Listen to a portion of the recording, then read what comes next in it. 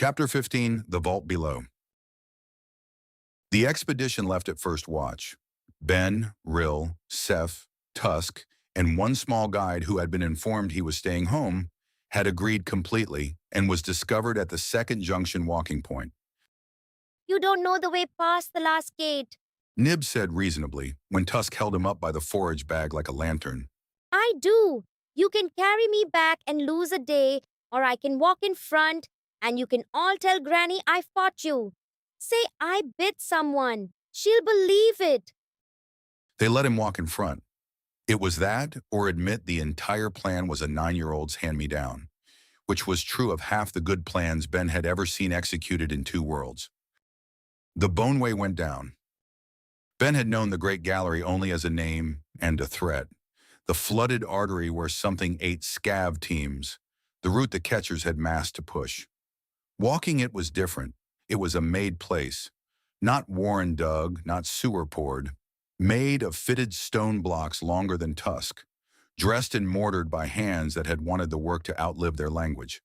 The flood season water ran shin-deep down its center in a channel cut for exactly that purpose, and the walls carried a raised walkway, and the walkway carried them south and down for the better part of a watch, past the last tally marks, past the last moss signs, past the last of every small scribble by which the underworld said someone was here.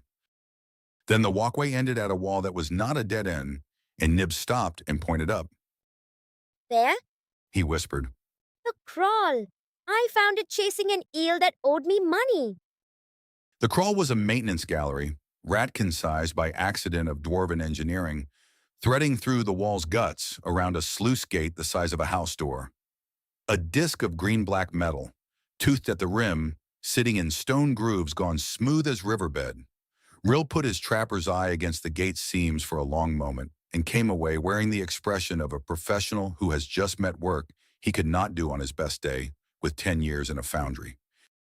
It still seats true, he said. 1,000 years, and it still seats true. Ben, who builds like this and then leaves? People with somewhere better to be? Ben said. Or somewhere worse, come on. The crawl ran black and close for 50 body lengths. Tusk traversed it with the resigned patience of a boulder being posted through a letterbox, and then the world opened. Ben had been rationing his imagination for 3 days, refusing to spend hope before seeing the goods. He stood on the far ledge and understood that he had under-budgeted anyway. The cistern was a buried cathedral. 6 vaults of dressed stone rose from a floor big enough to drill an army on. Each vault's rib meeting in a crown boss carved with the same patient geometry as the gate. Moss had found the place through some crack of centuries and disagreed with the dark in long seams of blue-green fire, and by that light, Ben could read the whole shape of it at once, the way the builders had meant it to be read. A reservoir. A held breath of water for a city above that had at some point between then and now forgotten it was breathing. Dry.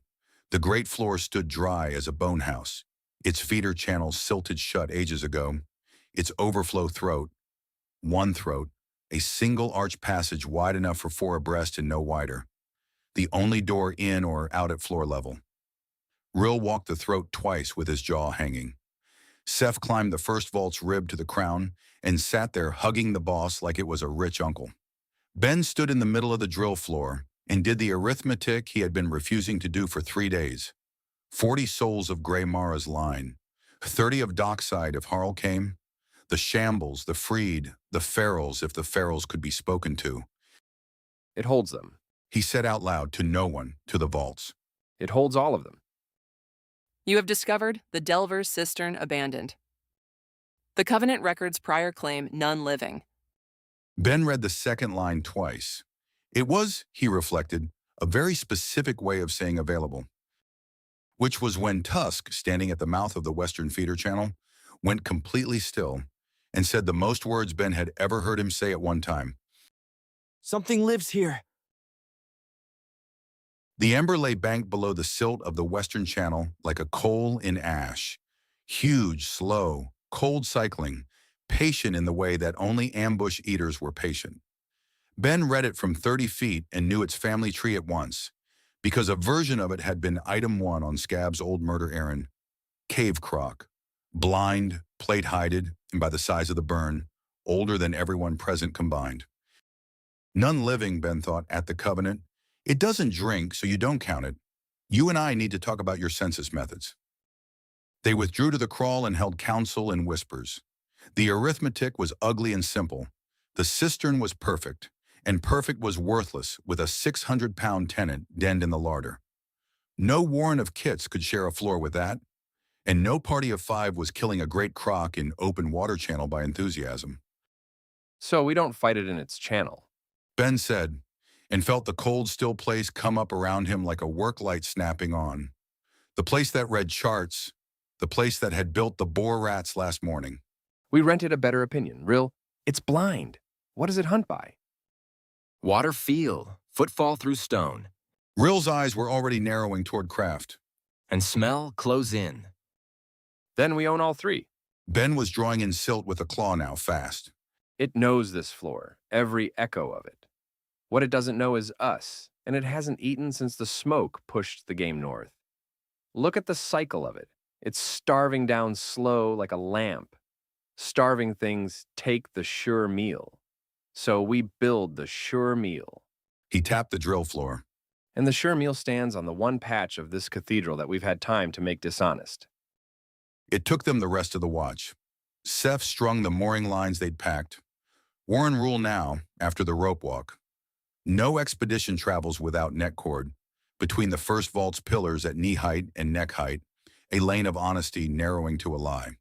Tusk pried 2 flagstones and stood them on trigger chocks over the feeder's mouth. Rill built his masterpiece at the lane's end.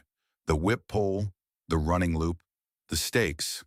A scaled-up boar rat snare with the green stave doubled because nothing held that weight, and it didn't need to hold. It needed to turn the head. And Ben painted the floor with the smell of wounded eel and walked, deliberately heavy, deliberately alone, into the middle of the lane, and stood there being the sure meal. The silt of the western channel rose like a continent surfacing. It came quieter than 600 pounds should come, a landslide on velvet, jaws already open, and every soft instinct in Ben's body screamed, and the cold, still place noted the stride, the plated throat, the old harpoon head buried a hand's width behind the left foreleg in a knot of scar the width of his palm, glowing to his eyes like a lamp in fog, an old wound, a pre-drilled seam. Thank you, some ancient fisher, for starting my incision. He ran, through the lane, through the narrowing cords, through the lie. The croc's charge shearing the knee lines like cobweb, but turning as the necklines caught and sawed, and the whip pole sang, and the loop took the plated head and swung it, and the flagstones came down on the skull like the last 2 arguments in the world. The floor shook. The vaults rang like a bell being born. And Ben was already on the scarred shoulder. Needle in both hands, in the seam the harpoon had opened for him before Nib's grandmother was whelped, driving iron with all 15 levels of his weight into the bright arterial river below. The great croc died the way old kings die, slowly in its hall, disbelieving. The silence afterward lasted 5 heartbeats. Then Seth whooped from the pillar top, and the vaults took the sound and made it 40 voices, and Nib was dancing on the silt shouting, "We're rich, we're rich." And even Tusk sat down on a flagstone with the deep sigh of a mountain, concluding a long negotiation. You have slain Elder Cave Croc, the last tenant, level 19. Bonus experience, foe of greater grade, prepared ground, killing wound placed by hand. Level up, you are now level 14. Level up, you are now level 15. Skill rank increased, Surgeon's Cut, rare to rare 2.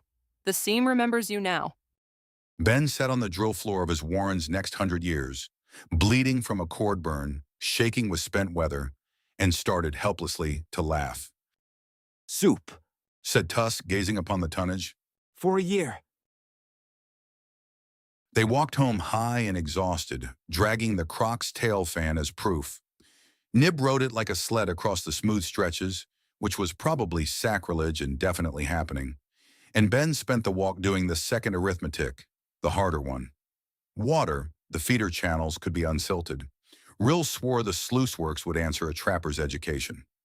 Food, moss seams, eel runs off the boneway, a floor that could farm. The throat, one door, four abreast, a killing ground any 6 spears could hold against 60. And distance, past the last gate, past the last map, past the last thing any seller had ever sold. You're doing the speech in your head. Rill said beside him. The one for the council, the move. That obvious? You walk like a man carrying furniture. Rill was quiet a moment, Trapper's eyes reading the dark ahead. I'll speak for it. So will Seth. It's the elders who'll fight you. You're asking them to leave the walls their kits are buried behind. He said it without heat, a man reading root marks. Mara won't fight you, though. And that's the strange thing I can't trap. She's wanted us deeper for years. Everyone knows it. Something's always stopped her, and it isn't love of that cistern wall. Ben, who had watched an old doe stare at a closed ledger like a debtor at a bill, said nothing at all. Behind them in the buried cathedral, the moss light lay across the drill floor in long blue seams, patient as roots, and waited for the lamps.